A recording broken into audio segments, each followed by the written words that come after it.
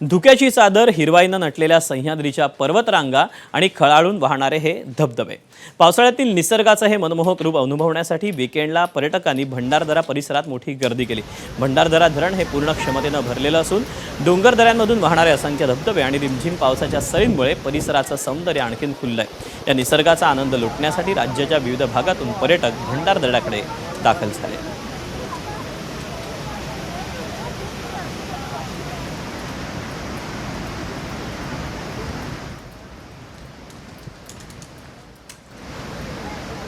एकदम मन आणि हे टोटल म्हणजे मन प्रफुल्लित झालेले आहे।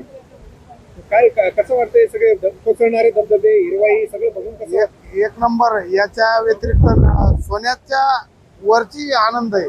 भंडारदऱ्याचा आम्हाला निसर्ग खूप छान वाटला आणि मी सगळ्या जनताला हे सांगणार की भंडारदरा या आणि बघा इकडचं व्ह्यू कसं आहे आणि वातावरण कसं आहे आणि आम्हाला मनाला खूप शांत वाटलं।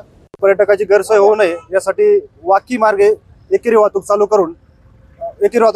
केलेली आहे। तर पर्यटकांना एवढं आव्हान आहे की ज्या प्रशासनाने आपल्याला सूचना दिलेल्या आहेत त्याचे पालन करून सहकार्य करावे, जेणेकरून पर्यटनासाठी लोक येणार आहेत यांची गैरसोय होऊ नये यासाठी दिलेल्या सूचनाचे पालन करावे। डेंजरस ठिकाणी तिथं बंदोबस्त असा लावलेला आहे प्रशासनाचा की ज्या ठिकाणी लोक जाणार नाही त्याची खबरदारी घेतली जाते।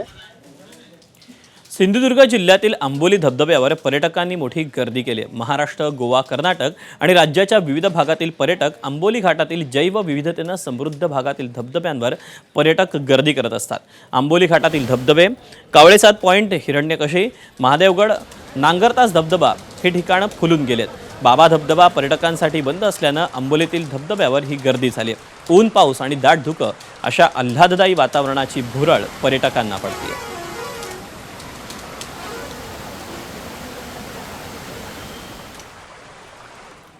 सध्या पावसाळा सुरू असल्यानं नांदेड जिल्ह्यातील पर्यटन स्थळं निसर्ग सौंदर्यानं खुलली आहेत। नांदेडच्या किनवट तालुक्यातील पैनगंगा नदीवरचा हा सहस्रकुंड धबधबा पर्यटकांना खुणावतोय। विदर्भ आणि मराठवाड्याच्या सीमेवर वाहणाऱ्या पैनगंगा नदीवरील हा सहस्रकुंड धबधबा खळाळून वाहतोय। मराठवाडा, विदर्भ आणि तेलंगणा राज्यातला हा धबधबा पाहण्यासाठी इथे वीकेंडला कायमच गर्दी होत असते।